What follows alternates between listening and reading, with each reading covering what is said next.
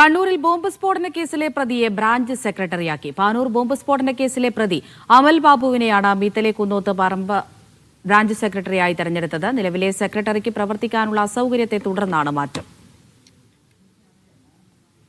സുനിൽ ഐസക് കണ്ണൂരിൽ നിന്ന് വിവരങ്ങൾ നൽകാനായി ചേരുന്നുണ്ട്. സുനിൽ, ഈ അമൽ ഇയാളെ പാർട്ടിയിൽ നിന്ന് സസ്പെൻഡ് ഒക്കെ ചെയ്തതായിരുന്നില്ലേ നേരത്തെ?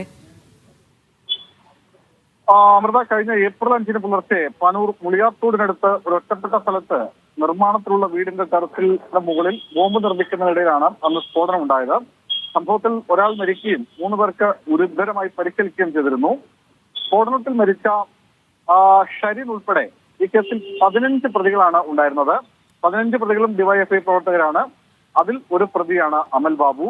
അമൽ ബാബുവിനെ പിന്നീട് ഈ പാർട്ടി സംഭവവുമായി ഏതെങ്കിലും തരത്തിൽ ബന്ധമില്ല, അതുകൊണ്ട് പാർട്ടിക്ക് ഈ പ്രതികളെ തള്ളിപ്പറയുന്നു എന്നായിരുന്നു അന്ന് പാർട്ടി ഔദ്യോഗികമായി പറഞ്ഞത്. അതിന്റെ അടിസ്ഥാനത്തിൽ അന്ന് ഡിവൈഎഫ്ഐയുടെ ഭാരവാഹിയായിരുന്ന അമൽ ബാബുവിനെ പാർട്ടിയിൽ നിന്ന് പ്രാഥമികമായി സസ്പെൻഡ് ചെയ്യുകയൊക്കെ ചെയ്തിരുന്നു. പക്ഷെ അതിനുശേഷം പാർട്ടി ഒരു അന്വേഷണ കമ്മീഷൻ നിയമിക്കുകയും അമൽ ബാബു ഇതിൽ കാര്യമായി പങ്കില്ലെന്ന് കണ്ടെത്തുകയും ചെയ്തു. മാത്രമല്ല, ഈ അമൽ ബാബു പ്രതികളെ ഒളിപ്പിക്കുകയും ഈ സ്ഫോടനം നടന്നതിന് ശേഷം അവിടെ ഉണ്ടായ ബോംബ് ഒളിപ്പിക്കുകയും ഒക്കെ ചെയ്തു എന്നായിരുന്നു അമൽ ബാബുവിനെതിരെ ആരോപിക്കപ്പെട്ടിരുന്ന കുറ്റം. എന്തായാലും പാർട്ടി അന്വേഷണം നടത്തി. പാർട്ടി അന്വേഷണത്തിൽ ഇയാൾ കുറ്റക്കാരനല്ലെന്ന് കണ്ടെത്തി പാർട്ടി തിരിച്ചെടുക്കുകയും ചെയ്തു.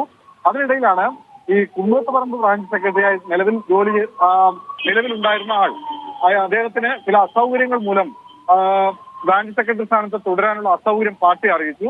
ഇതേ തുടർന്നാണ് അമൽ ബാബുവിനെ കുന്നോത്ത് പറമ്പ് ബ്രാഞ്ച് സെക്രട്ടറിയായി ഇപ്പോൾ തെരഞ്ഞെടുത്തിരിക്കുന്നത്. സുനിൽ ഐസക്കാണ് കണ്ണൂരിൽ നിന്ന് വിവരങ്ങൾ